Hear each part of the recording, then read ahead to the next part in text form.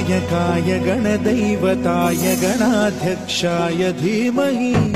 गुणशरीराय गुणमण्डिताय गुणेशानाय धीमहि गुणातीताय गुणाधीशाय गुणप्रविष्टाय धीमहि